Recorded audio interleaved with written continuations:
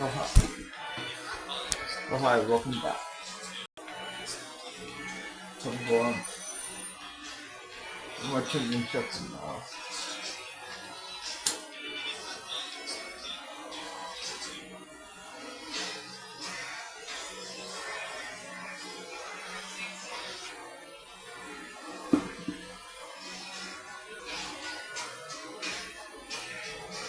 정보원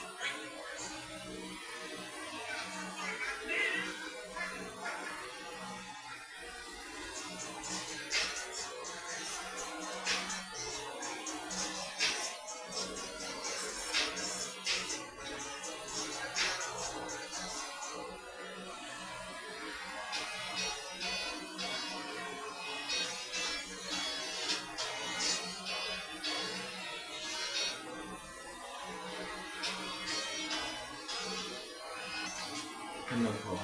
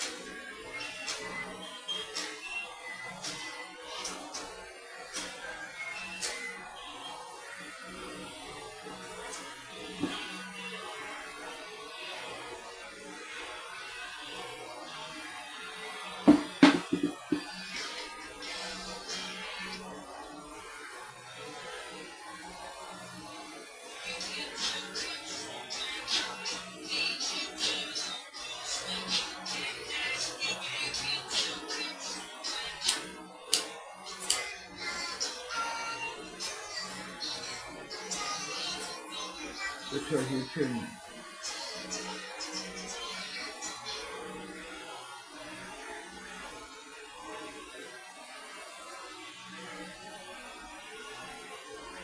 There you go.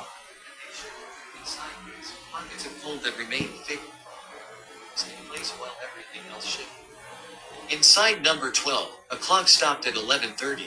Not broke. Stopped. The hands simply refused to move past the moment when a man in black robes climbed the garden path with murder in his wand. Peter Pettigrew had let him in. Had stood in this very kitchen, trembling, and pointed toward the stairs. Then he had run. Rats always knew when to flee a sinking ship. The man who called himself Lord Voldemort had ascended those stairs without hurry. He had found James Potter in the front bedroom, unarmed except for the wand that did him no good.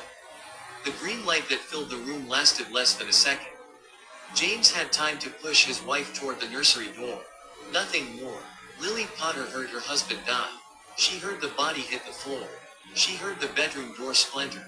She heard footsteps crossing the landing with the unhurried confidence of someone who knew nothing in this house could stop him. She turned from the cot where her son lay sleeping. Not Harry. Please, have mercy, kill me instead.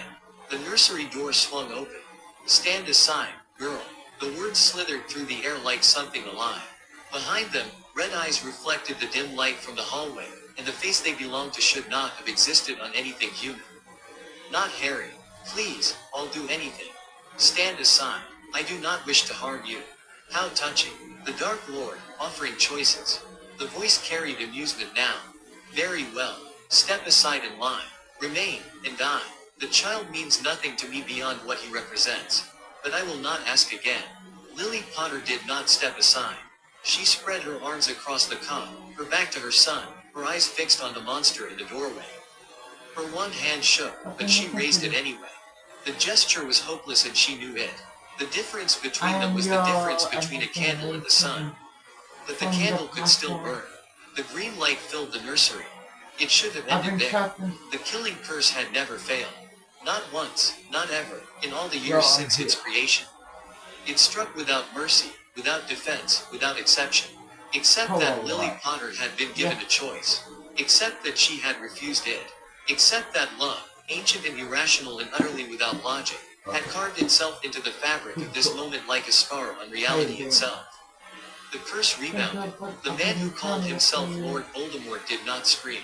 His body simply came apart, piece by piece, until nothing remained but dust and memory. The wand that had killed so many clattered against the floorboards.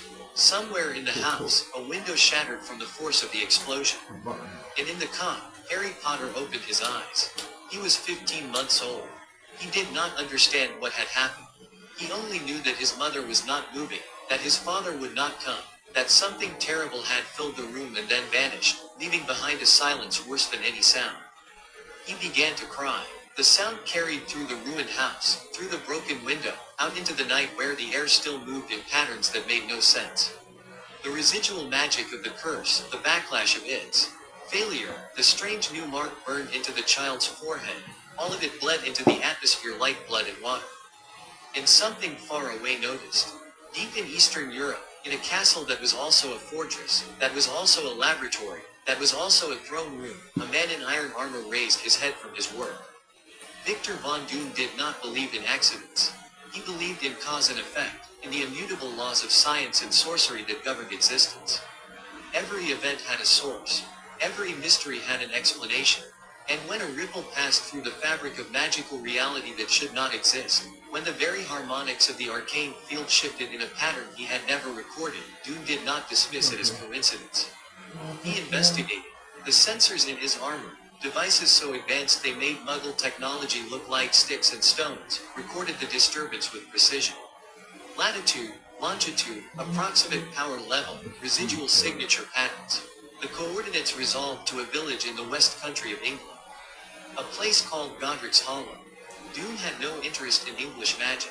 The wizards of that island were provincial creatures, content to hide from the world while pretending to rule it. Their greatest minds could not match his least servant. Their most dangerous spells were toys compared to what he had mastered. But this energy signature was different. It pulsed with something old. something fundamental, something that resonated in frequencies Doom had only encountered in the deepest mysteries of the arcane, the kind of power that preceded wands and incantations, that existed before humanity learned to shape magic into neat categories. He rose from his workbench. "Prepare the transport," he said. No one questioned him. No one in Latveria questioned the king. The night air of Godric's Hollow had begun to change by the time the first Witcher wizard thought to investigate. The Ministry of Magic, efficient only in its bureaucracy, had spent precious minutes determining who should respond to the disturbance. Orders had been dispatched. Flow calls had been made. Messages had been sent. They were still arriving when the sky above the village twisted. It did not tear. It did not open. It simply altered. The stars shifted position by fractions of a degree. The moon seemed to darken, though no cloud crossed it. And where before there had been only air, now there stood a figure in green robes and a metal mask. Victor von Doom surveyed the cottage before him. He saw the broken window, the still open door, the body of a man sprawled on the upper floor, visible through the shattered glass. He saw the traces of magic so powerful it had scarred the very walls. And he felt, more clearly now, the source of the disturbance, a small, living thing in the upstairs nursery, crying with the helplessness of infancy. Doom ascended the stairs. He stepped over the body of James Potter without looking down. He passed through the nursery doorway, past the woman who had died on her feet, and stopped before the cot. The child looked up at him. Green eyes, bright with tears, stared into the cold metal of Doom's mask. The crying had not stopped, but it had changed, become less desperate, more curious. As if the infant sensed something in this armored figure that commanded attention even from one so young. Doom studied the child. He saw the scar first. Fresh, raw, pulsing faintly with residual energy. The mark of whatever had happened here. But beneath that, he saw something else, a potential so vast it shimmered visibly in his arcane sight. This child had not merely survived an attack. He had been touched by forces that shaped the very foundations of reality. The killing curse, Doom knew, could not be blocked, could not be deflected, could not be survived by any normal means. For this infant to live, something had intervened, something beyond normal magic, beyond normal sacrifice, beyond normal understanding. Love. The word felt strange in Doom's mind. He had little use for such sentiment. Love was weakness, vulnerability, the crack in armor through which destruction entered. He had learned that lesson in his mother's blood, in his father's despair, in every moment of his life before he had forged himself into something more than human. But love, properly understood, was also power.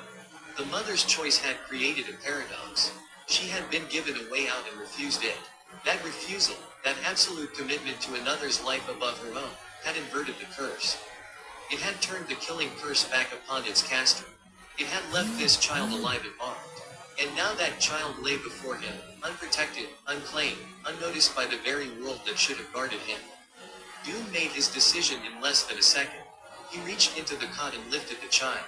The infant fit in the crook of his armored arm, small and warm and utterly dependent. The crying had stopped entirely now. Green eyes studied the metal mask with an intensity that should not exist in one so young. "You are mine now," Doom said. Not to the child could not understand. But to the universe, to fate, to whatever forces had brought him here. This was a claim, a declaration, a theft that would reshape worlds. He turned and walked from the nursery. In the garden, he paused. The first horrors were apparating into the village now, their clumsy arrivals disturbing the night air with pops of displaced atmosphere. They would find the cottage soon. They would find the bodies. They would find the empty cot. They would never find the child. Doom raised his hand. The air twisted again. The stars shifted. And when the first horror finally reached the front door of number 12, the garden stood empty beneath a sky that had forgotten anything unusual had ever happened. The silence in Godric's Hollow after Doom's departure was not like the silence before.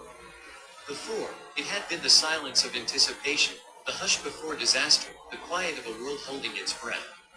Now it was the silence of erasure, the silence of something that had been.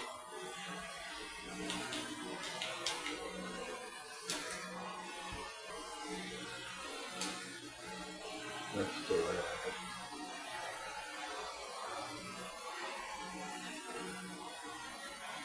Kill, baby. Right here. Well, I will see you in the morning. Just so you know, I only have a one bedroom crib. Okay. Okay. Cool, cool. Like I said, I will see you in the morning. See you then.